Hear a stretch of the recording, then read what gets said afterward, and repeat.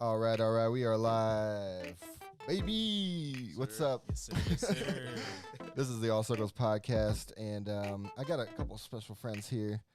They are living it up, living life large. They're gonna be the next top rappers. Oh yeah. Whoa. So Speak it into existence. we got Tez, aka Jamaal, Yes, sir. What's up? and then we have AmBiTiOn, aka Kevin. Hey, yes, sir. What's up? And we do have a tradition on here, and I'm glad that you didn't open that before the show. Oh, you got one too? I don't got a can, but I got a water bottle. Water bottle? All That'll right. work. So we like to crack open. I got the LaCroix, we got some Red Bull, and we got some Aquafina. Yes, sir. All right, ready? Yeah. Yeah. Such a good sound. Oh, buddy. Good stuff. Love me some Red Bull. Yep. All right, Not so I shouldn't know. yeah, not sponsored, but Not hit us up sponsored. if you're out there. Hey, Red Bull. yeah, hit me up if you want to sponsor, you want an artist. Yep. We're good. to go. All Red right. Bull's your choice. Everything working tech wise? Running smooth. Looks good. Yeah. Yeah, it's always we're getting better. I feel like we're this is episode 19. We're hitting our stride. I feel like we got everything kind of nailed down. We've had some technical difficulties in the past, but today we're going for it. Yeah. So all right, so you guys are hip hop artists from Maslin / Canton, right? 330. Youngstown, yeah. Youngstown. 330. That's 330. that's the biggest thing about it. I don't really focus too much on where you're from. It's just more about the love for music. I built it obviously starting out of the 330, but that's not the biggest thing. I mean, the love for music is the biggest thing about it. So Yeah. it doesn't really matter where you're from. 330, 313, 305. 303. Remember that band? 303, it doesn't matter, as long as you love music. I mean, that's just Yeah. that's what 330 Boys is about. So That's awesome. So your kind of like collective or group is 330 Boys, and then you have Wave Gang. Yes, sir. How did that come about? so it's kind of like we're both in a group, and but we have our own entities as well. Okay. Because as time goes on, there will be times where people will want to work with me and not him and not me. So we didn't want to just kind of limit ourselves to someone being like, oh well. And you know what? A lot of it has to do with our styles, where he's more hard on the rapping side. I'm kind of more on like the vocal side as well, along with my lyricism. So it's like we have different, what we sound similar. We have different styles when it comes to different things. Just like when his last song he just released, First Time Raging. That's something that I would do.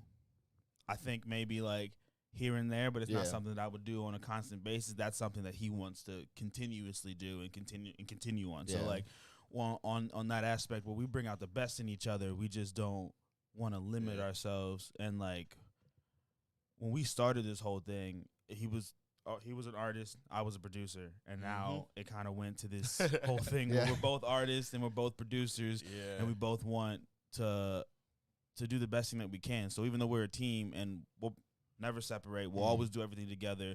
He's a co-owner of 330 Boys, and I'm a co-owner of Wave Gang. It's always going to be a team thing. It's just he's got different outlets, and I got different outlets. So. So like when I met him, Wave Gang was not a thing. I mean, it was technically like forming, but I still didn't know where I wanted to like go with it. So like when I met him, we started doing like 330 Boys, and then I was still kind of like trying to find my like separate identity, kind of like not but once I met him, I have like an unreleased album, and it's called Ride the Wave or Get Left Behind. So I just kind of like followed that, and I don't know, Wave Gang kind of stuck with me, and if I feel like I could build like a brand off yeah. of that. Oh so yeah, it's for like, sure. you know, But yeah, 330 boys, Wave Gang. Yeah, Yeah. it's good that like Always. eventually if you get like other artists like that you want to like produce music for, like kind of have on like a label type thing, like you guys can each have like your own people that you're working with. But I like that. So how did you guys originally meet? We met through a excuse my French, bullshit ass job. Not gonna talk about it. Not gonna throw no names. You know, it's not even a company no more. You're right. It's not even a company no more. No, we met at Sprint, Preferred Wireless. Sprint. It was a bullshit ass job. So basically, what ended up happening is we. So when you start a job, you have to go through a training course, and they took forever to send us to this training course, and they sent us to the training course in January. So January comes around, and we go up there. They sent us in the middle of like the snowstorm too. It was all the way out to Cleveland. All the way out. Not even Cleveland. What was it? Brooklyn. It was Brooklyn. Yeah, Brooklyn, Ohio. Yeah. So like we're like. Going on, I'm traveling like an hour and a half every day in a snowstorm in a car that doesn't really move that well in the snow. So I'm just like, okay, like, I hope I don't die. Hope I don't die. Like I would text them and I'd be like, hey, so I'll be there when I can. Like, you know, my car's only going like 15 miles per hour. There's like 3 feet of snow on the ground, but it's cool. Let's have training, guys. Right. It's totally worth it. So the first day we get there and they kind of like we didn't sit down in sections, but they kind of sat us down in sections. Separate tables. At least people sat down in sections. So you had, you know, each, you know, people who were kind of around the same area, you know, sitting at the same table. Yeah. So my table was Alliance and, you know, and company. So I sat down and, you know, Kevin sat across from me and like we didn't talk necessarily that first day just because it was, you know. Not even the first couple days. The first couple, it's like first 2 days we didn't really talk. I mean, I'm shy, he's shy. I'm the type of person. Unless you talk to me, I'm not talking to you. So I'm just. This was me, just in the class. And we sat right across from each other, and it was like the third day, and I had made friends with another guy named Jay, and he's actually, you know, shout out to Jay. He's actually part of the team. He's, you know, a promoter, but we haven't really had a whole lot of. You know, still doing everything on our own and still, you know, doing everything in the beginning. It's kind of hard to, you know, do promoting because you don't want to be like, hey, be a promoter, but I can't necessarily pay you right now. You know, you don't want to give people these jobs and then be like, someday I'll pay you. Someday I'll pay you. Right. Like, no. So hard. I mean, he's definitely a part of the team because he was here when we built this, but obviously he's doing his own thing, working his 9 to 5 like the rest of us, trying to, you know, kind of waiting for the moment. And so I was good friends with him. We were all in these groups, and so me and Jay were in one group and Kevin was in another group by himself. And I don't know what happened, we had to do like an advertisement or something like that. And at this time, one of the like trainings or lessons or whatever. At this time in my life, this was 2019. This is 2019. So this was 2 years after. This was 2 years after the band happened. So I wasn't really sure where my direction wanted to go. I wasn't sure if I wanted to be a producer, if I wanted to be a drummer in a band, if I wanted to be an artist. I didn't know how to write. So you played drums in high school. Yeah, I played drums through middle school, high school, pretty much since I was like 5 or 6. I've been tapping, the marching band, tapping and everything else. So I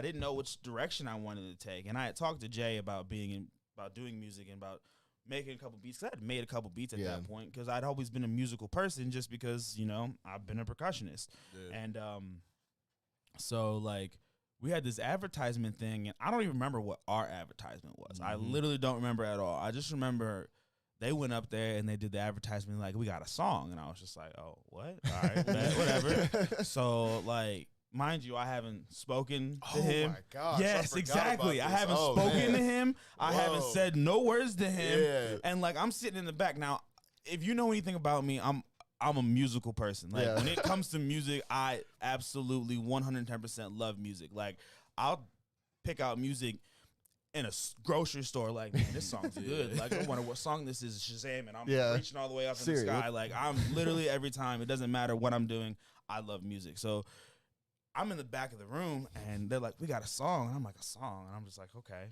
And I look back down at my phone, and then, like, the beat kicks in, and, like, Kevin just like sly stands up, and I'm just like, what the fuck is going on right now? And like, this is the first time that he hasn't had a hoodie on either. Like, he's been in a hoodie the first 2 days. This is the first day he doesn't have a hoodie on. I see his face, and I'm like, what the fuck is going on?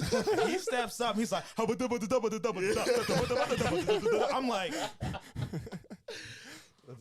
I'm not kidding you. I'm like sitting there, and like I'm sitting at the end of the table like I am, and Jay's sitting there, and he's going off. I literally look at Jay, and I'm like, hey, yo, what the fuck is going on, dog? Like, what is this happening? And he was just like, Jay just kind of like slow turns to him. He's like, didn't you say you make music? I was like, I do. So I'm like, huh. So I'm sitting in the back, and like I said, I'm shy. I'm shy as hell. I don't like to talk. I don't talk unless people talk to me. And Jay was just like, hey, he's a producer, and I'm just like, oh. Yeah, I'm a producer, so like we had that little moment right then and there, and we talked a little bit, and like we hung out that whole time. Yeah. But it just didn't work. It just didn't work out. It just at that time I was still like a new artist too, so like I was still like trying to find like my own style because like I was like heavily influenced by like.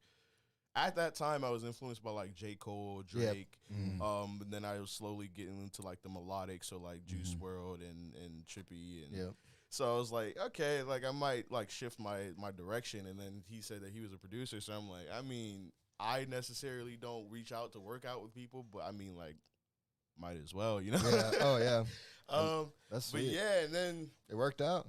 We just like months went past, you know, working the job. The job was long hours. We didn't really get any time to work on music. He had found time to go to the studio, and it was Welcome and Goodbye. And he sent it to me before he dropped it. And like I told him about the plan about 330 Boys, and we had discussed it, but we hadn't necessarily sat down and been like, this is our plan, this is what we're doing, and this is our goal. Yeah. So 330 Boys was up in the air, but wasn't completely formed yet. He sends me this song, and the beat kicks in, and I'm like, oh, this song's pretty dope. And then like right before he gets the verse, 330 Boys, hey, I'm like, what the fuck? What? I hit him up. I'm like, what the fuck is this shit? And he was just like, you know, I'm just, you know. Shout out, so bro. he was actually the one that like that created the tagline. And that's dope. so that was like in August or so, and that kind of fueled my fire. I started making some more beats and whatever. We actually ended up never using them. Time went on, you know. I had to move, and there was a wedding that I was a part of, so I was very busy. We had met up in like November, I want to say, and we had done a little bit. We had, you know, written a couple things and just kind of talked about what we wanted to do. And I know we're gonna talk about this topic a little bit later, but Juice WRLD passed, and that there was like a click. I don't know, like I'll be honest. You know, you can ask Kevin, you can ask my girlfriend, you can ask anyone who has watched me make music through this time. I never wrote a single lyric until Juice WRLD passed. Weird. And the rest was history. Yeah, and the rest is history. Yeah. Like, I don't know what it is about that situation, but like 2019, 2018 was a rough time for me. I went through a lot mentally, and his music really helped me. So when he passed, I was kind of like, can't let the legacy die, you know? It's helped me so much in my life. I can only imagine what it's done to other people's lives. So like to lose that, and you can even attest to this now, like even the Kid Laroi has his own style and way of doing things. There's no one else doing anything like Juice WRLD was doing, and it shows. There's almost kind of like a hole in the industry because people really loved that music because he didn't necessarily. One thing that he always said, and it was a tweet, and what was the word I'm looking for? He said, I'm not broken making music. I make music for the broken. Okay. So it means that basically, even though he's not going through the things that he was talking about all the time in his songs, maybe it wasn't that exact time period in his life, he made that music for you to understand that and this is one of the biggest things that people don't even understand about celebrities at all, is that they're real people, and that's the media's fault. That's a lot of different aspects. It's not celebrities' fault. It's 110% the media's fault. They make these people seem like they're untouchable. There's these people who can't. It's like that new Justin Bieber song. Yeah, literally. Yeah, basically, literally that. And like,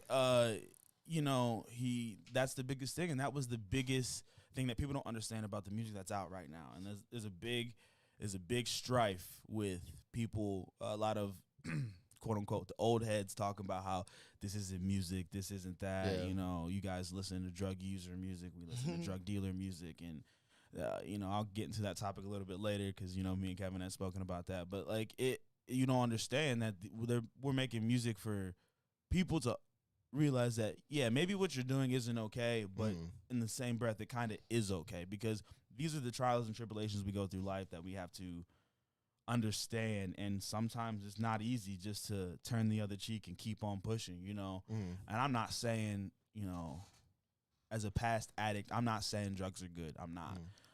If you turn to drugs, be safe. That's it. Be smart.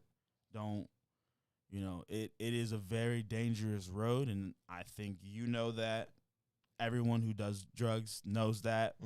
Just be smart. I mean, even I'm a clear person that can tell you these drugs can take your life away, and or S word or whatever, so we don't get taken off of YouTube. But these drugs can do harmful things to you. So you just got to be smart. I'm not telling you go out and go do drugs like my music said, but that's what got me through my time period, because that's just it is, and unfortunately, that's what happened. But people need to understand that pain, and when people understand that pain, and people who go through that pain understand that pain, that's when you start getting those basically super fans, and people grasp onto your music like, oh man, that's kind of how I felt. That's what I felt, and that's exactly what went through with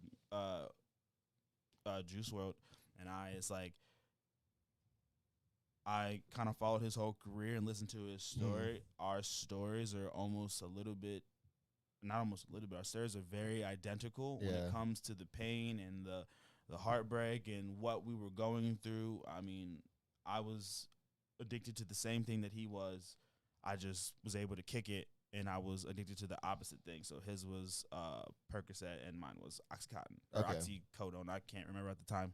I don't even want to talk about it. It's not. It's like a whole time that I put in the back of my mind, because it's, I still have those nights where I miss it, you know, and I go through it. It's been about 5-6 years now. So, but I still have those. I feel like you and Juice WRLD kind of have almost like a kinship kind of where because I mean, obviously a lot of especially on people on Instagram, you do get compared to Juice WRLD. What are your thoughts on being compared to Juice WRLD, and because I know you take a lot of inspiration from him, and even you flip some of his lyrics in your own music. So I don't really take too much offense to it, I guess, because at the end of the day, I do everything I can not to do what he does. I do everything in my power not to be what he is, because I'm not in any means, by any way, trying to take his legacy away from him. I'm trying to take anything that he did, because everything he did is so special to me that I would never want to step into the limelight and be like, yeah, I'm Juice WRLD. That's not me. Even at the beginning when I first started making music and my friends called me Tezé, I enjoyed it at first. It was cool at first, but then it kind of got to me, and it got underneath my skin, because it was just I'm not trying to be Juice WRLD. I'm trying to be Tez, inspired by Juice. So I take it with a grain of salt. I mean, it's gonna happen. And that's the biggest thing, is that if I'm not doing something right, I'm not gonna have any haters. And a lot of people are too afraid, especially friends, to tell you hey, this is bad, this is bad.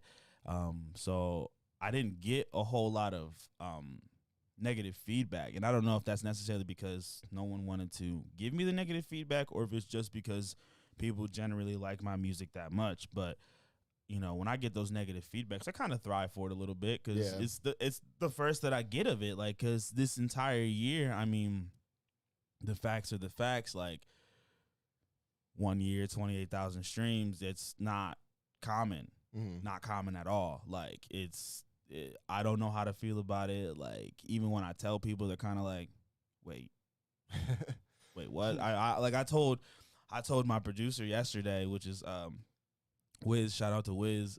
He's a lot of people don't know this, but he is a producer from California. He is 16 years old. That's crazy. 16. Wait, and he's the one that's producing all you guys. Most of you guys' music. He produced a good chunk of my last album and all of this next album. Dude, that's crazy. I didn't even know he was 16 until like.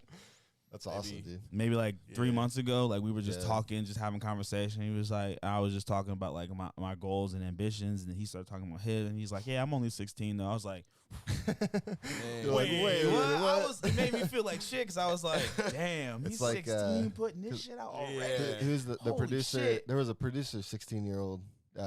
He's still making music, but that's great. Like, there's some kids growing up now that I'm like, man, they blow me away, man. I feel so old. If I had the motivation and talent when I was younger, man, and like that's the thing is like he hit me up because we were in a Discord one day. We used to have this big, huge Discord with a bunch of independent artists and independent producers and this huge Discord, and literally. We were doing a live stream. The other producer in the live stream was like going through and like, hey, send your beats in, send your music in, and we'll sorry. We'll send your music in and we'll review it. So he sent his beat in and it was like a spin off of one of Juice's songs. And I was like, okay, I really like this. And I had said a couple things in it, and then I had put my song in it, which was Lifeless at the time. Yeah. And Lifeless was a sporadic hit. I just kind of hit him up one day and was like, hey, I was like, a buddy of mine gave me an idea for a song. I have it down. Let's write it. He's like, all right, bet. Go over. We're going through it. He's like, the fuck are you doing right now? Like, this is 3-4 months into my career. I think I literally had just dropped my first song, which was in March, which I'm, happy anniversary to me. That's true. So that was today. That's today. That's awesome. Today was the first song that I dropped that was Frozen. But Lifeless was in like June or July, and at that time I did Frozen, Nomadic, Fool for You, and people liked them, but it didn't really get to play. I'm not a major artist, so it's just kind of like, hey, yeah, that's okay. But, keep doing your thing, keep grinding, whatever. People are just like, I'm not putting that in my playlist right now. But so then we did Lifeless, and I remember we did a live stream on Facebook, and there was like 130 people that like joined in the live stream, and they were just like, you make music? Wait, what? Like, and that's the biggest, and that's been the theme for everything. Is like, hold up, this is who? Yeah. You're saying this is Jamaal? Right. Like, I'm confused. Like the same Jamaal that we know. Like, I was actually like, because that was about the same time when so me and Jamaal. So we go back maybe like 5-6 years. It was a bit longer than that. It was 2000. The band dismembered in 2017. 2017. Dang. So we started in 2016. Yeah. So we worked together at Starbucks in Nobles Pond, and. It was a rough job. That was amazing. It's just nonstop. You don't I'm not. All Starbucks are busy. Yeah. Until you have a Starbucks that 3 schools unlease all at the same time. Yeah. all these 14-year-olds driving all these 15-year-olds driving BMW. Yeah, you're at work working your whole life away. I'm working 9 to 5, 2 to 10:30, and I'm just like, not living check to check, but like trying to make it through. And I got a 16-year-old like, hey, let me get 4 pink drinks, and hey, you want something, babe? All right, I'm like. And then you overhear some kid like, yeah, I wrecked my BMW, and my mom just got me another one. I'm like, yeah. Yeah, just make me feel like shit. Right? Yeah, wow, make me feel I'm driving this crappy Impala that eventually blew up. He was driving an Impala at the time. That thing sucked. I'm lucky that thing died. But yeah, so we worked together at Starbucks in like a bougie area, Canton, and so me and my friend Jesse had a band, and it was me and him. He was the producer, but we also performed it live. And then I was like, we should have like a full band. So we went through a couple different members, and then our last stretch of it, Jamaal took over with the drums. We did, I think, 3 shows maybe. And then Jesse wanted to do his own thing. I got married and moved up to Kent. So it kind of, we all just like went in our own different ways. And we almost like were wanting to do like a project together. But then living up in Kent was just so annoying, just like being that far away from everything. So but when I came, I moved back here, and I was like, I heard your first couple of songs that you put out, and I was like, dude, that is freaking amazing. Like, I was like, man. And so like, I remember the last year, because with quarantine and everything, it was kind of hard to like link up. But I was like persistent. I'm like, hey man, let's work on them. I want to I was getting into video, so I'm like, we should do a music video. Man. It's been crazy. So yeah, no one saw it coming. No one, not a single person besides my girlfriend. No one saw it coming. Like, she's actually one of the biggest fuels to my fire. I mean, with me wanting to be in music but not know what I want to do. I was always a backhand guy. That's always tapping, making drums, making beats. Making beats. Playing drums, different things like that. That was what I was always comfortable with. And I just kind of stayed with what I was comfortable with, and various years of singing in the car, and like I listening to lyricists and just being like, man, I feel like I can do something like this. And like, because of me being a drummer, the flow aspect of my writing is never an issue. I hear a beat for 30 seconds and I got it. I'm in it. I already got a flow. Now I just got to put words in it. And I don't know. I just was like, I remember one day, I remember specifically where we were at. We were at the gas station. I was getting gas, and I had just turned off this song, and it was just a beat. It was like a NF style type beat, and it was like right around the time that Therapy Session that came out. So I was just like, I kind of like this. And I really liked NF's message, because he's someone like me, someone who battles with mental illnesses, but he's finding his way of going through the tide, or the stride. I'm sorry, but so I was really into artists like that who were starting to get into real world problems that wasn't just about money and girls, and obviously obviously the music is about drugs, but it's not about drugs just because like, oh, I'm just doing drugs just because I'm rich. I'm unfortunately doing drugs because I'm depressed, I'm broken, I need to find I'm looking for an outlet. So I got heavy into NF, and I was listening to an NF song. I remember I looked at it and I was just like, I kind of want to be an artist. I kind of want to like. There's that moment where you're like, I feel like I could do this. Yeah, I'm like, I kind of want to sing, maybe rap or something. I don't really know. This was like I think we were in the band at this point still too, and she was just like, do it. Yeah. But if that's what you want to do it. And I was just like, I was kind of on the fence, and I didn't know what to do. And then I ended up having a son. And when I found out I was having a son, I kind of had that calling again, but it wasn't like strong enough for me to actually be like, all right, I'm gonna sit down and do this. When he got here is when I had that calling. He got here, and I was just like, that's when I hit you up. Well, I think it was April 2019. I was like, we got to get this cracking. Gotta start doing it. Start doing this. I got a son now. I want to give him a better life.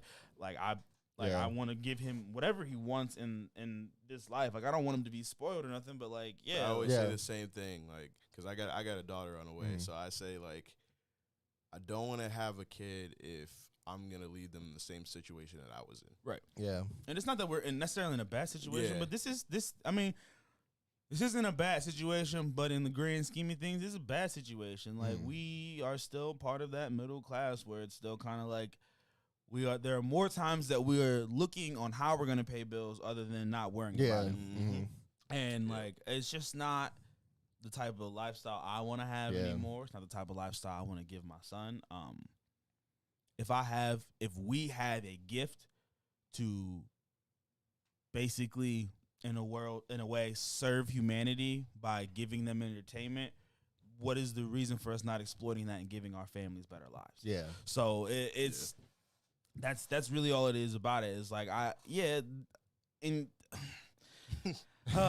when you tell people you want to be a rapper, you want to be an artist, it's just hard. like, Yeah.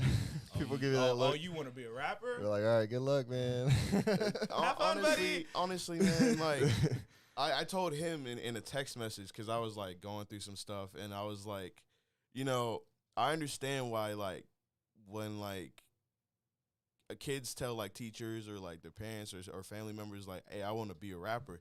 I know why they laugh at them now, because it's just like the same like group of people that you're around is supposed to be your support system to get you to that point. Yeah.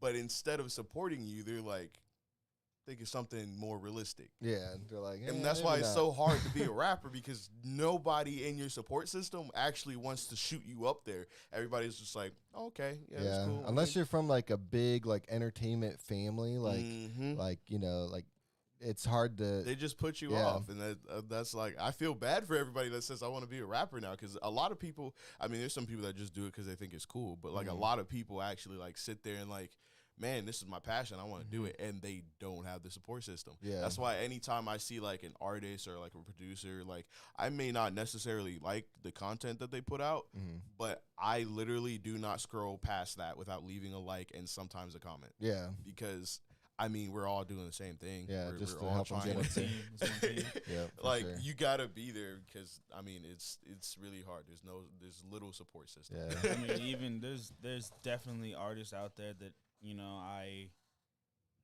would say aren't at the same caliber as Kevin and I, but you know, it's still we're all part of one team. So I'm not gonna break you down. If you got your shot and you got your mark, like take that bitch. Like, go. Like, congratulations. I'm proud of you. Like, even if I don't think that you quote unquote deserve that, I'm not gonna sit there and tell you you don't deserve that. I'm gonna tell you, good for you. You got it. Like, I mean, we see some of the mainstream artists in the industry. It's not the greatest thing in the world all the time, but like, you know, they knew the right people. They got what they needed to get. So here they are. They went for it. It sucks. It sucks being an artist, especially in the area. Like, actually, that's what I was talking with Kevin when we met up. I was like, actually, shout out to Colin too. He's on. He said I'm going loco. Are you going shout loco? Out Master Puff. Oh yeah, going loco. He's another. I don't know. Yeah, we'll talk about that here in a little bit. Yes. But I was saying, like, you know, I feel like Canton has been overdue for, or like Canton Akron area, like Stark County has been overdue for another like big artist big artists. It's actually kind of funny too. The last, I guess Trippy. Yeah, right. Trippy. But before Trippy, the last artist that really kind of made it out was Stolly. Yeah, and he's actually my cousin. Oh, really? Oh, yes, I didn't know he's that. actually my cousin on my dad's side, on my birth dad's side. He's a Myrick, so and I'm a Myrick, so yeah, he's actually my cousin. So it's kind of funny. I think it's like, oh well, kind of following footsteps in a way. Yeah, yeah, because we had like, what do we got? We got like Marilyn Manson. Yeah. We have Reliant K. They were pretty big, and then like Trippy Red is like the biggest that comes. That I feel like rap wise, Stolly. Sure, and so I'm like once I started getting in with you guys and like Master Puff, I'm like, dude, I feel like you guys got to be the next one. It's actually funny. Master Puff, it's real funny because Master Puff's been doing this pretty much since high school. He's always been freestyling and doing. Did you guys know each other from high school? Yes. Okay. It's always been freestyling, all kinds of different things. So that like he was one of the first people that like when he first heard my music, he was like, hey, the fuck are you doing? Yeah. You make music? Like he was upset. He was genuinely upset because like he was always freestyling in high school, always doing things, and we had an entire, not gonna go into it because you know paraphernalia, had an entire incident on a DECA trip with some brownies. Okay. Yeah, but it's okay. My family knows. It's actually a big story that my family likes for me to tell. So. we we go back a little bit. He was in my classes for DECA and for business and stuff, and like he's been doing this for a long time, him and John. And then, like I said, I started making music, and he was just like, dog, like, where was this? Who are you? What are you? Like, and that's the biggest thing. And that's like, that's kind of why, like, I'm not getting a whole lot of action from people that I know on social media. And I'm not necessarily upset with it, because a lot of it has to do with the fact that people are just generally confused. Yeah. Like, very confused. Like, I've had people literally say, if I did not know that you are the one making this music, I would not say, I wouldn't know that this is you. I wouldn't. Yeah. Like, when you say it's you, okay, then I listen to it. I'm like, yeah, that's his voice. I guess it is him. But it's like, for me to step on the scene the way that I did, and even though it maybe not have been the best mainstream sound that you may have ever heard, it sounded like I was a person who made music. I stepped up, and it was just like, like, how did you, like, especially someone who's never, like, you have to understand, 2019 December 2019 Juice WRLD passes. January I start writing. February I start recording. March I drop a song. So like it's like bam bam bam.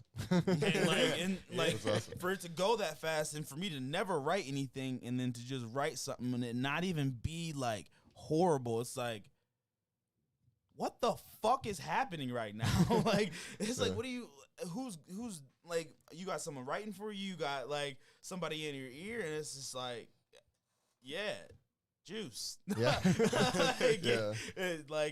I try so hard, but even the breath that I take sometimes in my song, like, I'll get through a song and Kevin will just kind of turn back and look at me. Won't say nothing. He'll just shake his head. All right. Like, the last one I just did was the last song off my album, and I've gone through a huge change over these last couple months, and I kind of went away. I'm a kind of coming into your own beats. Yeah, I'm kind of taking away. I'm kind of taking a break from the heartbreak music. It's not.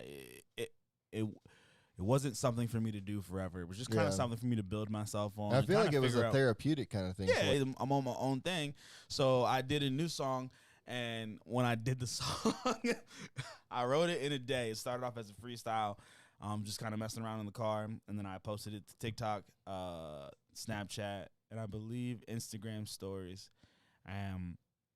People were like, "Yo, this is dope. You should make a song out of it." So that same exact day, I finished that song writing, and I hit him up, and I was like, "Hey, man, I got this song done. It's gonna be the last song on my album." And he was like, "All right." So he doesn't know what to expect at all. He's just like, "Okay." So mind you, I have been kind of slowly getting away from the heartbreak music, but not all the way. And the song that I had done before this, which I don't really mind releasing, the title is called Chardonnay, which is basically about me being in the spot that I was at these last couple of months and everything, and really realizing my faults and realizing the things that I was doing wrong. And it's basically me going through that part, and then me finding, basically, there's a line that I say in the song, which is locked up soul, but you went and found the key, which is in direct relation to my girlfriend. And so it shows the growth of where I was talking about heartbreak. I'm through the heartbreak. I'm through the S word, as we'd like to call it. Yeah. And now I'm on my way of finding my own thing. And that's kind of why I released Loco, because even though Loco is still kind of in between all of that time, it's like I hit 20K with no promo. So now it's like, what am I living in the past for anymore? Yeah. So it's time to go past that. But we're done with that. And now it's like, and now I'm at the point now where I'm like, I'm realizing that I'm doing something special. You can't tell me that I'm not, because of the number count of streams. Like, I'm not the type of person that I'm in people's faces like I'm the best in the world. I'm the GOAT. I'm this. I'm that. I'm not a boastful person. I hate being that type of person. But I let my music speak for itself. So I'm not gonna be in your face on social media and on stories and on different things and on different lives like I'm the best in the world. I'm the best on this. I'm just gonna do what I do on my music and let it speak for itself. And that's exactly what I do. So I came out and I did that. I did this last song, and he it kind of talks about everything that I'm going through right now, which especially like the clothing line. You know, shout out to the clothing line. He's representing the clothing line right now. He's got the Tezé official logo jackets. Got the champion on the side. Little partner with champion. Sorry, I gotta know. Were you the first purchase, bro? I believe so. Yeah. First purchase. I got the. Yeah. He got the first purchase. First purchase. First drop. That's going in the books. You got the definitely. Look at the embroidery. Oh yeah. But yeah, like that's part of that was part of the song. It was the chorus is you ain't got no vision. I'm talking about business. Started clothing line and made it to a fucking business. I'm looking for riches. Left my pills, I'm itching. No Peter, but I'm flying off like a fucking griffin. Yeah, Peter yeah. And then like in the first, I'm not gonna give out the second part because the second part's like my favorite. But the first verse is I'm snapping in the field like I'm Tom Brady. I ain't selling no more songs so they come pay me. Oh man. Let me. It's a new song. Brand new. Not even. Those are hard done mixed. Memorizing songs is one of the hardest parts because you're like I wrote it. To be real with you, I don't even like half the time. I don't even memorize my song. I literally like. He really doesn't. I really like literally hold the phone like this, and I'm literally recording it as I'm like as I'm like typing. So. But I believe give me a second. I've been snapping in the field like I'm Tom Brady. I ain't selling no more songs so they come pay me. I ain't the best in the world, but I need my key to the kingdom that I built when no one would believe, yeah. No one would believe in my struggle, my pain, yeah. Now I'm training like I'm Goku going Super Saiyan, yeah. See? It's gone, but then, it just kind of goes through the whole, just everything about, me and my life and, I end the song kind of on a very personal note, and it's just basically about me. Like now I'm here. Now I'm not going nowhere. My last song, obviously you guys have heard. Loco, Melodic Guru got the game in a chokehold. That's real. That's real life. Whether they want to recognize me or not, I apparently do have the game in a chokehold because I released that song myself. I don't even have Apple Music, so none of those streams are from me. 1,000 streams in 1 week. That's pretty dope. Is what happened after I dropped it. Literally quick. I dropped it, and I've never got 1,000 streams in a song like that in a week. It's been a couple months. Like even D-More, what I just released. December. That's awesome. It's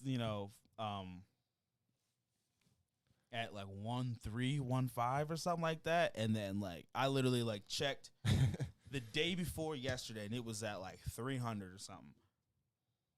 Now Apple Music is behind a day, so then I checked that next morning, and it was at like 600 or something. I'm like, all right, cool, whatever. I'm like that's normal. Like 600, that's normal, cool. I checked 9 hours after that, and that bitch said 1,168. And I said, "You're like, all right." What? I said, "What?"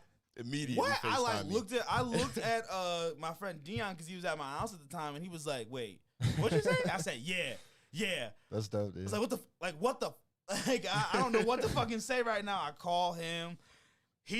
I don't know what he's doing. I don't know if he's dead to the world, but he doesn't answer. I'm like, oh my God, I need to tell somebody right now. And I'm like I called him. He doesn't answer. So I'm like, my girlfriend's at work. I'm like, fuck it. I like texted her. I'm like, Jamie, text me when you like call me or text me when you get the 10. She's like, she FaceTimes me. I'm like, so my song just hit 1K in a week. She was like, wait, huh?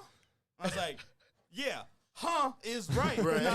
I hit up the producer, and I couldn't even type it out because I was shaking so bad. I had to send him an Instagram voice message. I was like, hey, so I don't really know what's going on, but we just dropped that song like a week and a half ago, and that bitch is at 1K. It's already at 1K. He said, if it's already at 1K, imagine what the album's gonna do. I said, dog. You're like, yeah. No shit. Yeah. I was like, I even had somebody at the bar the other day. I was I went to the bar for my buddy's birthday.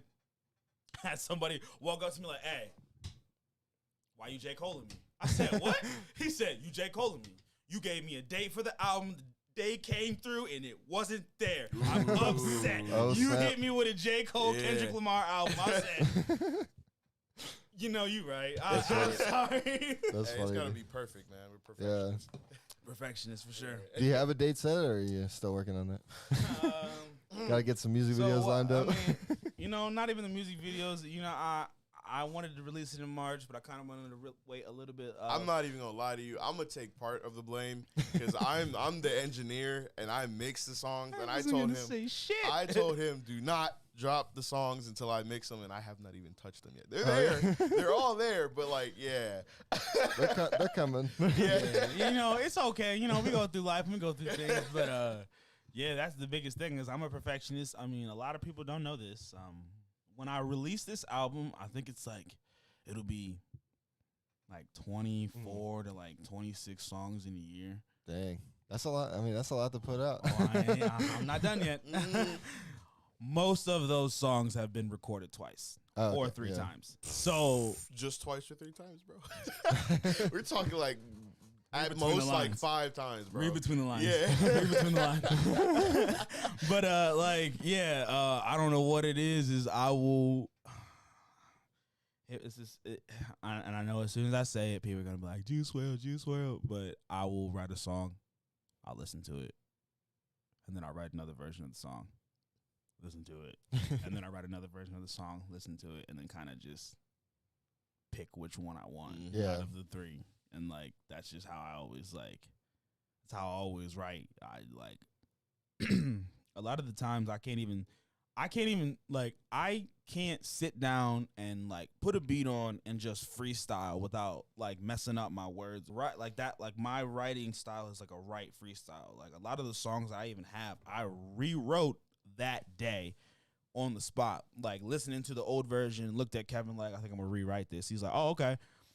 He's thinking like I'm gonna come back in a week or so, like with a rewritten verse, and I'm like, we're listening to the beat. He's on his phone on like TikTok or something, and then he picks his head back up. I'm like, all right, tap me in. He's like, tap you in for what?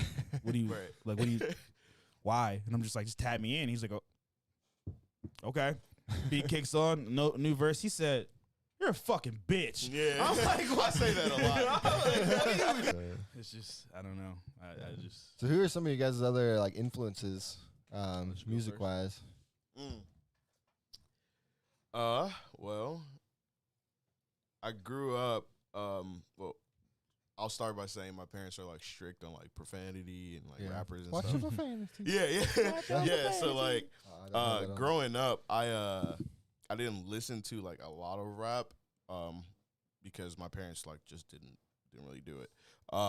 And then once I started listening, I got into like old school Drake, like Thank Me Later, and then I did a little bit of Lil Wayne. Like I'm not a huge fan. I was like a pretty good fan. Like his Carter 3 album, that was my favorite. So like, that's classic. John and all that stuff. Yeah, that was a great album. Then I started getting into like more like lyricists, and then I heard J. Cole for the first time, his Forest Hill Drives, and let me tell you, that album changed my whole life, bro. I still got an old like YouTube video of me like doing a song over an old J. Cole beat, but like J. Cole was like a heavy influence when I first started, and then one of the days I was just like cleaning my room, I listened to YouTube, and literally Lucid Dreams came on. And I've never heard of Juice WRLD ever in my life, and I'm just like, usually if it's a new artist, I'm like, I'm not gonna give it a chance, like like, unless it has like some traction, like most new artists, they aren't like mainstream good. But I listened to Lucid Dreams, I was like, hold on, I gave it a chance. I'm like, hold on. Oh yeah, I'm like, wait a minute. Hold on. So this is actually catchy. So I play it back, and I kept playing it on repeat for the rest of the day. And I'm like, okay, well, if Juice WRLD has this song, let me find people that are like comparable to him. So like, I wasn't a big fan of Lil Peep, but I listened to that a little bit. Andrew's a big fan of Lil Peep. No disrespect. No disrespect. I respect him. I listened to a little bit of Mac Miller. Oh yeah.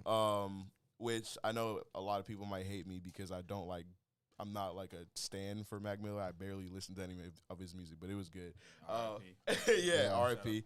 And then my friend Brandon, he put me on Trippie Redd, and that like flipped the whole switch. Like whole breaker went off, and I've been like a huge fan of Trippie since I've heard like his first album, and after that, it's just like I went on YouTube, started looking up like, hey, Trippie Redd type beats, Juice WRLD type beats. So I'm like, let me see what I can get into, and like, because my mom, she used to do music, she used to do like gospel and stuff. Yeah. So like, I was kind of already with the melodies, but I didn't know it because I'm still new to the rap scene, like still checking people out. I'm just like, hey, I might as well try the melodies, see how it goes, and like, there's like a different type of passion as soon as like instead of just like rapping, which, you know, no disrespect to anybody, but like you just like fall in love with the beat and just like it's like a harmony, like yin and yang, just like meshing together with the beat and just vibing out with it is just like a totally different vibe. So like, yeah, after Trippie, that's been my whole like personality, and I've tried very very, very hard to like not take his style or like not be exactly like him. So like I have a whole bunch of like unreleased songs that are like, or like unreleased choruses that are like Trippie inspired that sound too much like him. I'm like, I'm taking backlash for this. So after that, it's just been like a lot of like melodics and stuff like that, and I'm slowly starting to find myself in music. So after First Time Raging, I'm like going into like a lot of like synths and stuff like that when it comes to music, but I'm also trying to stay like acoustic guitar or like, you know, a regular rap beat.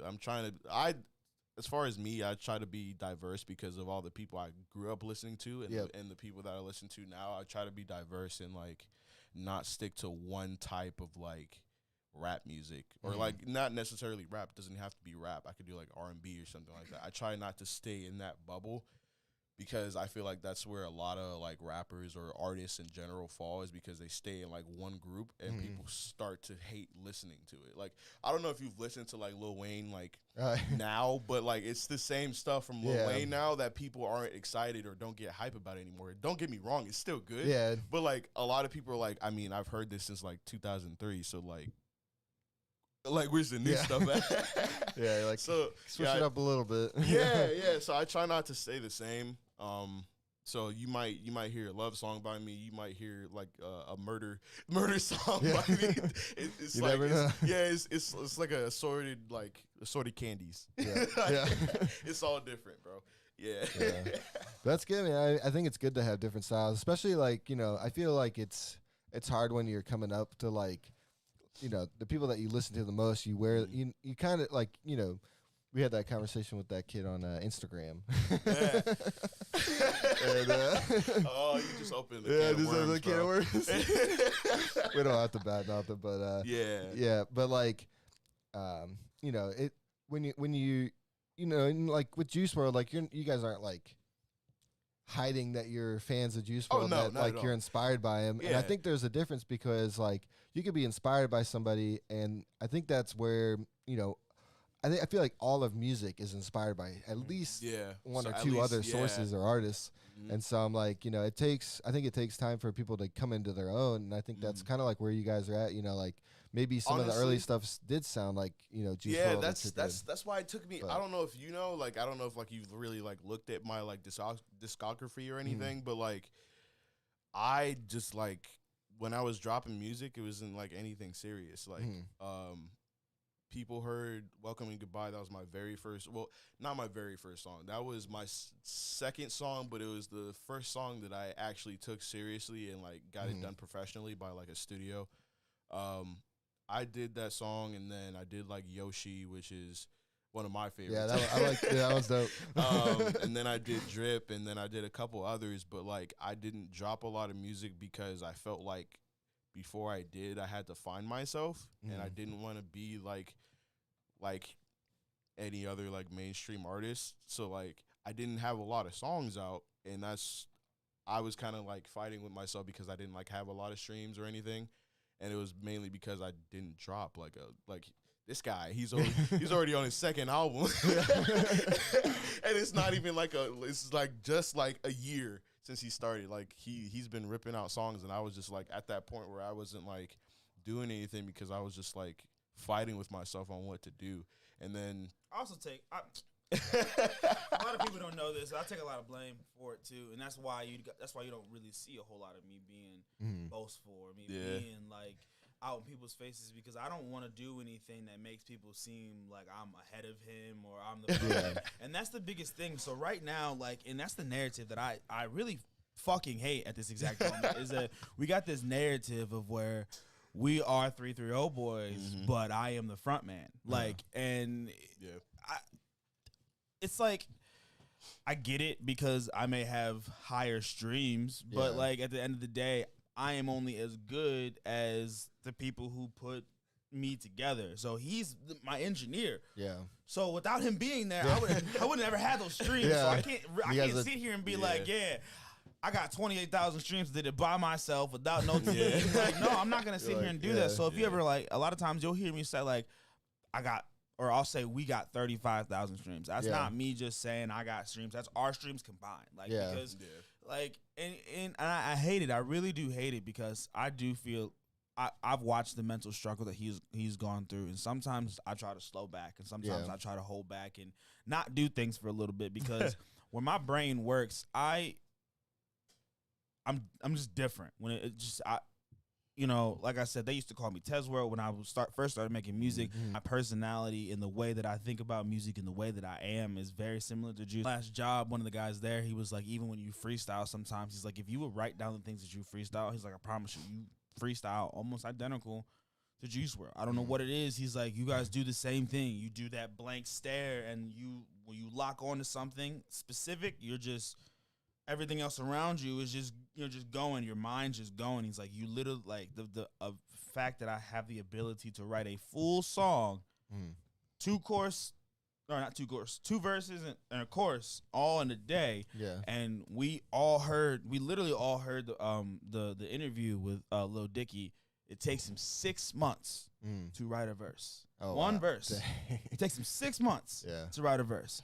So I hear people say that, and I'm just like, the fuck? Like, like, because it shocks me, because again, didn't write anything until December, so it's just like, how the fuck am I able to do this? And there are days where I'm just, you know, and when I like, it's bad. Like, there's no other music that I can honestly say hypes me up like Juice's music. Like, there's just something different. It's just like, I can listen to an entire playlist of things, and they could go, and I listen to everything. I listen to rock music. I listen to country. I listen to literally, generally anything that is good. I'll listen to it, and I'll go through the list, and just, you know, it'll be a hardcore rock song where, you know, it's nothing but headbanging, which you're supposed to normally be doing in the song, and I'm just listening to it. I'm just in my vibe, and then a Juice WRLD song will come on. I'm in it. I don't know what it is. It's every time. It's every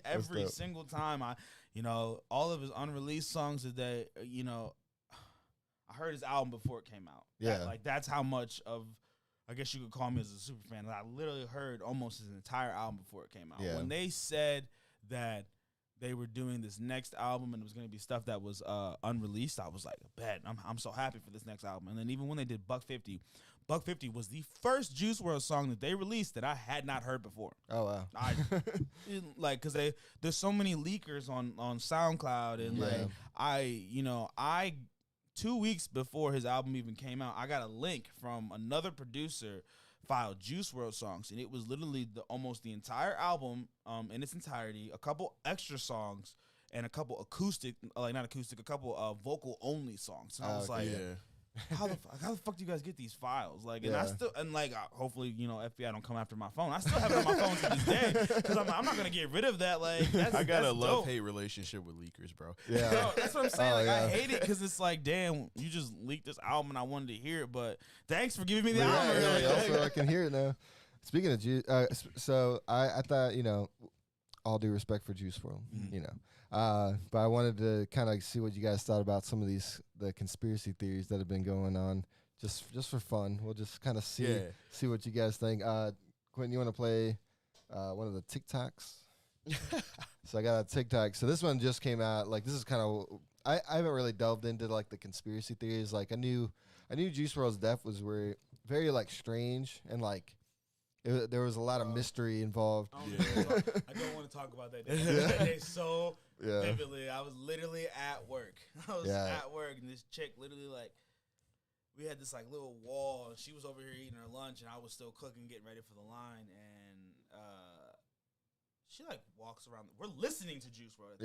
We're listening to Lucid Dreams, I believe, and I'm doing my thing, singing my heart out, and like that was one of the reasons why people kind of told me like, hey, maybe you should start doing music, because like I would sing, and for some reason they're not completely identical, but they're very alike.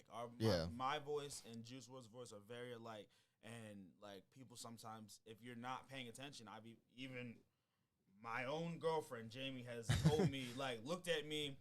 Like, we've been in the car, and I've played Juice WRLD and then me, and she'll, like, be in her phone or something, and she'll, like, look up, and she'll look at me, and she'll look at the thing. She'll be like, to be honest with you, I thought this was Juice WRLD. I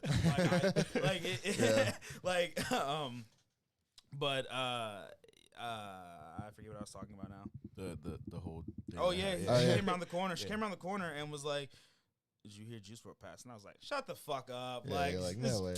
Yeah. Just like, I'm thinking like it's some bullshit like hoax or something, you know, on Twitter. Yeah. That's what I thought she was on Twitter or something like that. So I'm like, whatever, you know, and like, I like start working for another couple minutes, and I'm like, I start thinking to myself, and I'm like,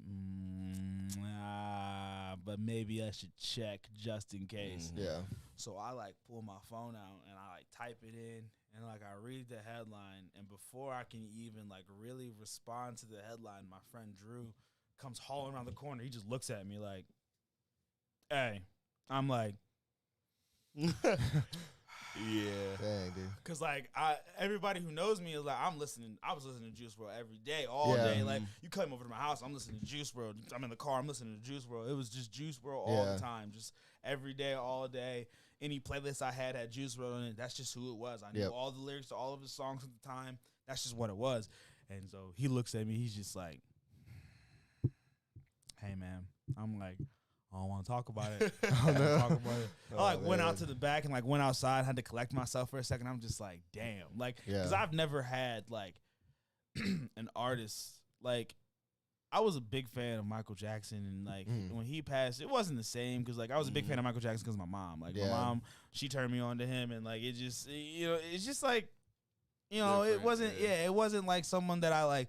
Juice WRLD was an artist that I found specifically, and it was specifically for what I was going through and how I felt. So like he was the first artist that I was like a legitimate like fan of. Because I can sit here and say that I was a fan of J. Cole and Kendrick, but like I wasn't, you know, timing out when their releases is gonna be. I wasn't like looking for their next song. I wasn't literally just sitting there like watching, and maybe that's the reason why my artistry is so identical to Juice's, because I guess I quote unquote studied him for the time that he was out and alive, and it's like I just, you know, he was one of the ones that was like, you need to do music. Like it was like a calling. Like I was like it was like music was like, come to me, and I was just like, maybe someday. And it was literally like, maybe someday, like maybe if the door opens, I needed the door. I always told myself, if the door opens, I'm gonna take it. He passed away, and I was just like,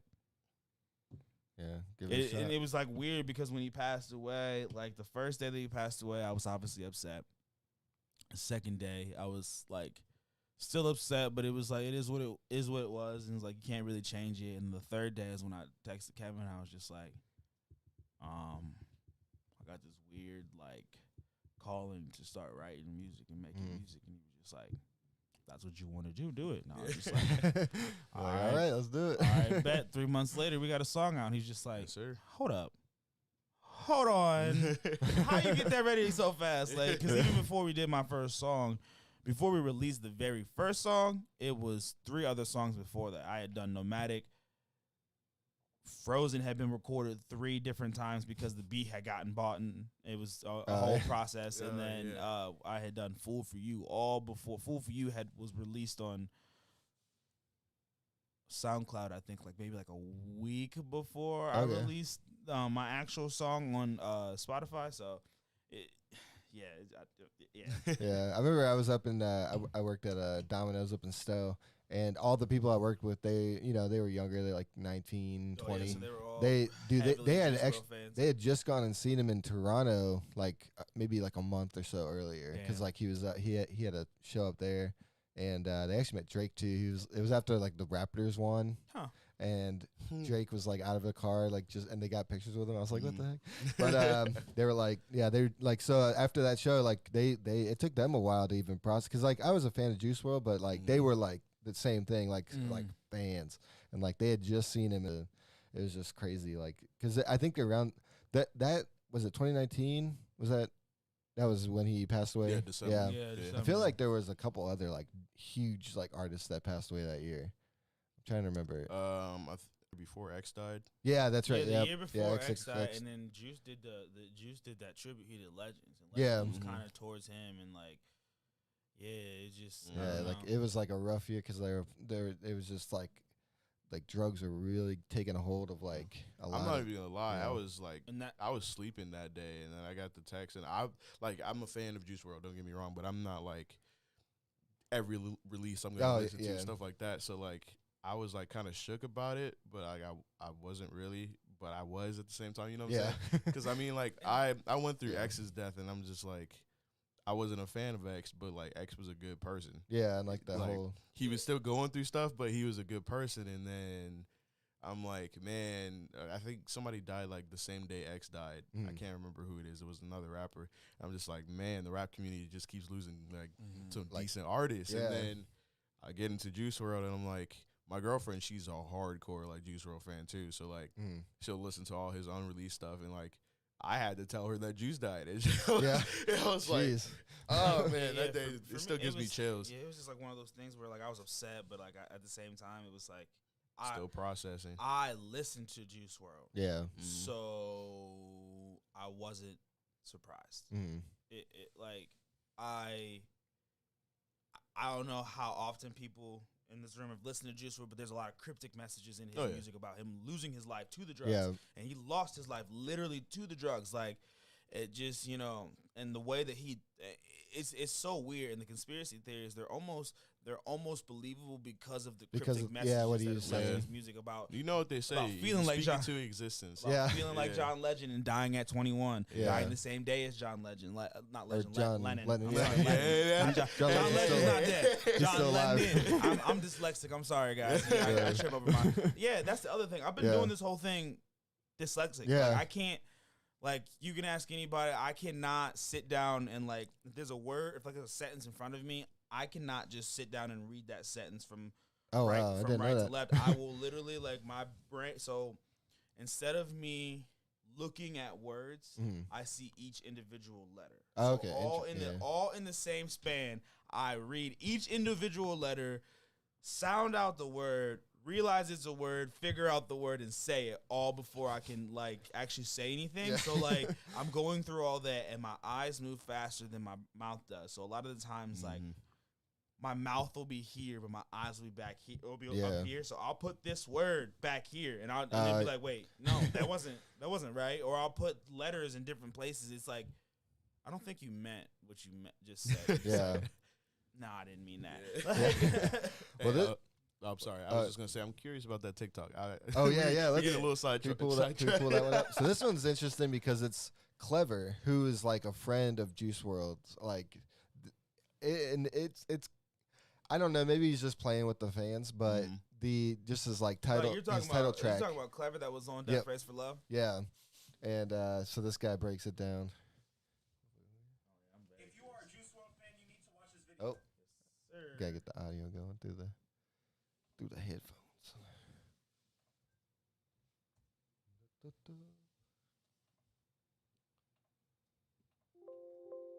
Clever is. He was a really close friend to Juice WRLD. They even have a few songs together. Now I'm sure most of you guys saw this. This is the track list of Clever's album. Yeah, that's what was weird. I was like, what? Because if you get the first letter of every song, it pretty much spells Juice WRLD 999 is alive.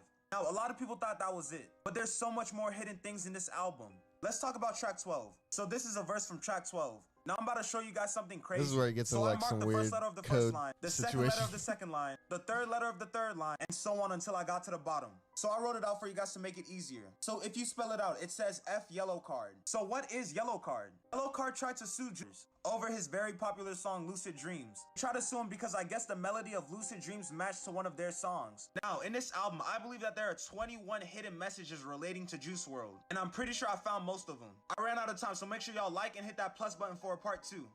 Dude, that was weird. The title thing, that really got me. I was like, oh man, that seems like it was on purpose for sure. And then, but the other one, I was like, that's a little bit of a stretch. But I don't know. I mean, if you put codes in it, I don't know much about Clever, so I don't know much about Clever either. So I did see that. I don't know, man. You know, you never, you never want to sit down and be like, you always want to just be like, let an artist or someone pass, let them rest, let them be at peace. But it's when it's celebrity deaths like that, it's weird. To be on the top, to be like on the top of the world and then just gone. It's like even with X, like the whole thing about. Because X's was weird too, because he had that last music video was him like burying himself. Him burying himself, his own funeral, and then he was out with no security. I don't believe that they ever got an actual camera footage of his face in the car. Like I don't believe that it was ever like. As far as I know, I didn't see it. Yeah, it's weird because in the car he was like missing tattoos and stuff like and you're that. like, what? I don't know like how that happened, but there's too many of those like mysterious deaths. Yeah, that, I try not to pay attention to. I'm always like in my back of my mind, I'm like, there's got to be one of these that it's like, there's got to whether it's like what am I trying to think of? I can think of one now, blanking. But like Tupac, his death was so mysterious and like everybody thinks. And even combo, bro. Yeah, and like even Michael Jackson's like there's video footage of like somebody getting dropped off at like a parking garage. Well, I'm pretty sure that he had a closed casket. They never even saw. Like Michael Jackson's the one celebrity body they never saw. We never saw that body, so it was just like. I don't try to play into conspiracies, but I promise you, Michael Jackson is still alive. But everything he was going on, he was on top of the world and he just disappeared. He definitely. And then, can you play the second one? So you did that part 2, so we'll watch that one. Part 2, all right, bet. All right, y'all, this is part 2 about all the hidden meanings about Juice WRLD. If you haven't checked out part 1, make sure you go ahead and check it out. Last video, I was talking about Clever's album, and I was talking about how there's so many hidden meanings relating to Juice WRLD. And I left off talking about track 13, Alive. But there's still a lot more to this track. Last video, I was talking about the hidden phrase that Clever put in the verse, saying F Yellow Card, which tried to sue Juice WRLD for $15 million. But there's so much more with this specific song. So this song is literally 24 minutes. The song goes on for about 3 minutes and then stops. And then there's complete silence until about 19 minutes pass. And then another song starts playing. Now, I was really confused on why this was, so I started to really analyze this. So I figured out there's about 16 minutes of silence before the next song starts playing. And those 16 minutes are literally 999 seconds. And if you're a Juice WRLD fan, you know exactly why 999 is so significant. Also, this is a verse from the same song. You can literally read it across and down. I can't leave you. I can't leave you. Can't leave you crying. Can't leave you crying. Leave you lonesome now. Leave you lonesome now. Clever really is clever. Interesting. The way these TikTok people figure this stuff out, it kind of blows my mind. They need to leave stuff how it is. You're like now you're thinking like I'm gonna put some secret messages in my music. No, I'm gonna refrain from doing that. So nothing. Like don't look too deep. Don't make like a grid and try to figure out a system. Yeah. But, Man. How much time you got, Quentin? What? He can continue the stream if I go. Oh. Yeah, we're on 114. Okay. So we got like a few minutes. All right, so we can wrap it up a little bit. But you guys have any last things you guys want to tell people? Do you guys want to plug your So you guys started the Planet Disarray clothing company, which represent. Planet Disarray clothing company. So I over this last month I started a clothing line. It was Planet Disarray clothing company. It is a drop shipping company, ran through Shopify, and I handle all the back end, all the admin stuff. I actually have to process all the orders and actually send them through. And if there's anything wrong with them, I have to fix them or they don't come through. Like there was actually an issue with your jacket. The original logo that I had, there was I believe red in the flowers, and I don't believe that it would have shown up very well. So they ended up sending me an email saying like, hey, we want to change the logo for you. For the shirt so that it looks the best way that it possibly can, and I had to actually go ahead and approve that, and I couldn't just like get on my phone either, actually approve it to send it through. And big moves. So dope, it's Planet Disarray / _ actually, you know what, I take that back. We're just going to do planetdisarray.com. If it doesn't work today, it's going to work within the next week. I will be buying the domain, so it's going to be planetdisarray.com, or I'm sorry, planetdisarray.store. Planetdisarray.store. That will be the official website. The website is up right now if you do want to go to it, which is Planet Disarray. It's planet-disarray.myshopify.com. Yep, and I'm gonna change over. The domain today. So it's just Planet Disarray. We got some hats, we got some hoodies, we got some sweatshirts. All the you got mostly Champion. Yeah, so there was a big partnership with the dropshipping company that I was going through with Champion. So the jackets are Champion, the hoodies are Champion, the pullovers are Champion, and this one Champion T-shirt, and then everything. Oh, and the fanny pack. The fanny pack. Yeah. The Tezé official fanny pack is Champion. Yeah. But dude, I'm excited for you guys, and like I was saying, like I feel like the next. You guys have such a good like group of people behind you too. Like you got Master Puff, like he's one of the coolest dudes, and like we're working on music video. I'm working on music video with you guys. Like I'm just like super excited to help you guys kind of get out there, and I think you guys definitely have it in you, and you have the passion for it. And so I think that big things are coming. 2021, people are gonna want to see shows and stuff. Yes, sir. I mean that was the thing. I always told myself, like, once I got into my niche and I got where I needed to be, I was gonna make my mark, and go for it. Somehow or another this year I made my mark. I think me waiting on the album until it was perfect and then dropping a surprise song, because it was completely surprising. And that's the other thing. So a lot of the times you get artists that are like, oh, I got 1,000 streams on this, like, oh, you probably bought those streams, or like most of those streams are from Ohio. So I have 1,000 streams on that song, and they're not even from Ohio. So I didn't, I didn't tell nobody. No. I did not tell nobody that I was dropping the song. I just dropped it. I just literally dropped the song. Even though I said in the song, hit 20K with no promo, I ran a little like promo on Instagram. That bitch blew the fuck up. I don't even know, like it fucking ripped. Like I've never experienced anything like that, like, because it wasn't even like anything crazy, but like I think I ended up getting like 100 likes, I think somewhat close to like 1,000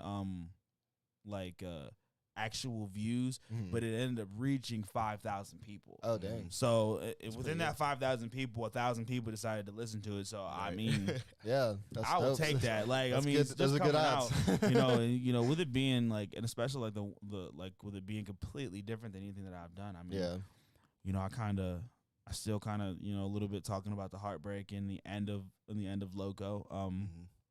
We're not gonna talk about it.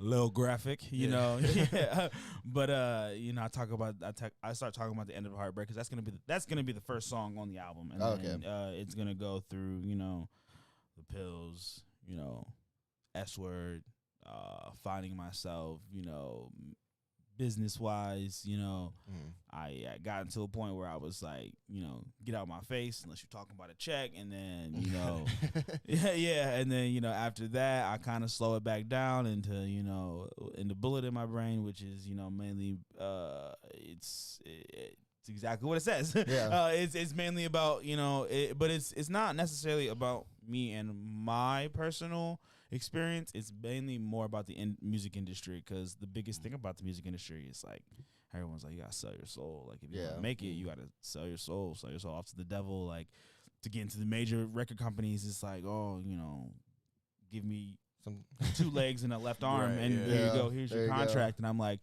I don't want that. So like that's one of the biggest things is like it's gonna sound, I know it sounds like I'm referring to a woman, I'm referring to the devil as a female, and she's a she devil, blade up in her hand, and you know, got stabbed in the back trying to be her man. I was damned from the fucking start. I came to you with wings, but I left with a broke heart. And that's the second half of the chorus, and then I don't even remember.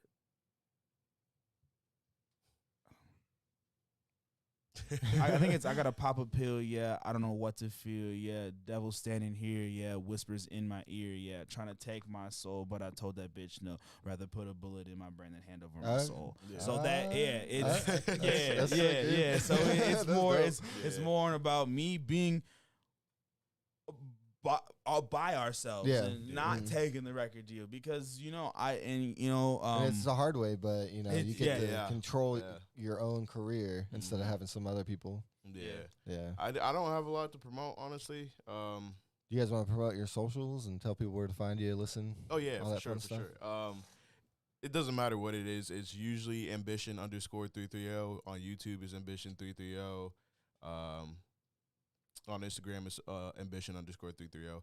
I do have an album I'm working on. I know I just dropped one like a month ago.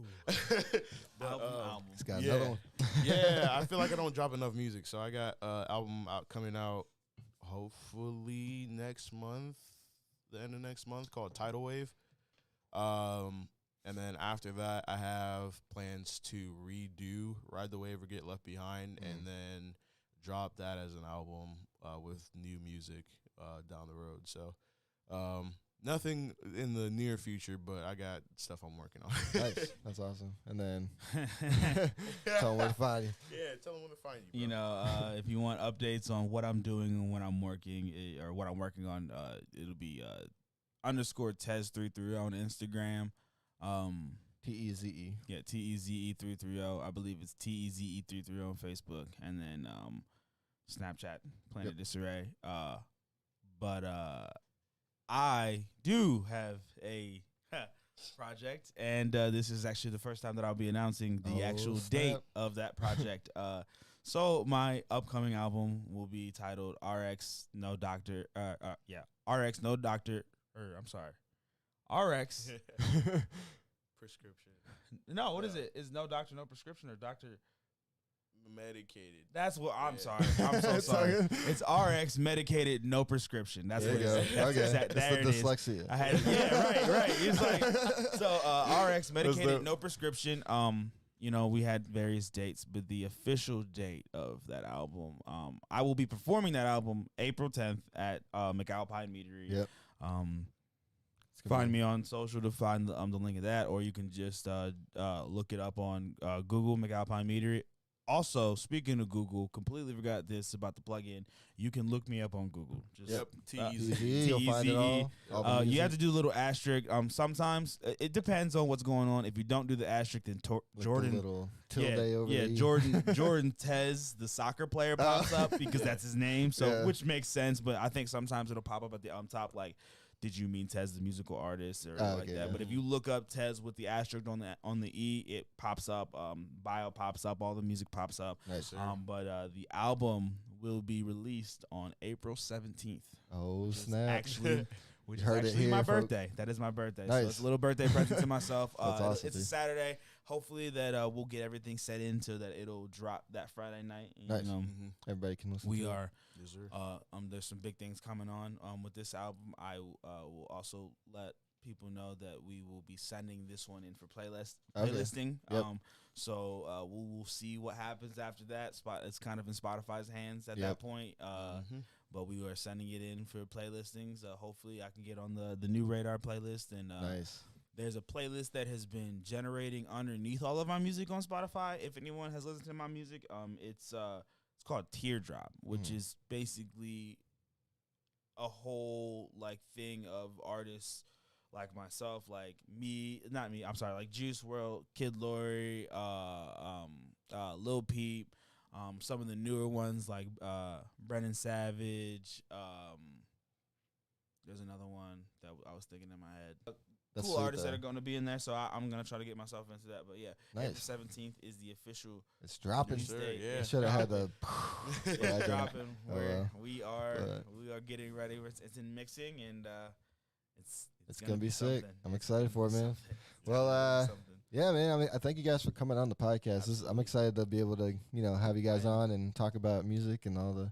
I'm excited. I think you guys are going some places. We're gonna be working on music videos, and I'm gonna try to get those out there. Yes, sir. Yes, sir. And but yeah, I thank you excited. guys out there for watching All Yeah, Circles thank podcast, and we thank you for joining us. Go check them out. Listen to the songs a million times, and sir. I will see you guys next week with Master Puff.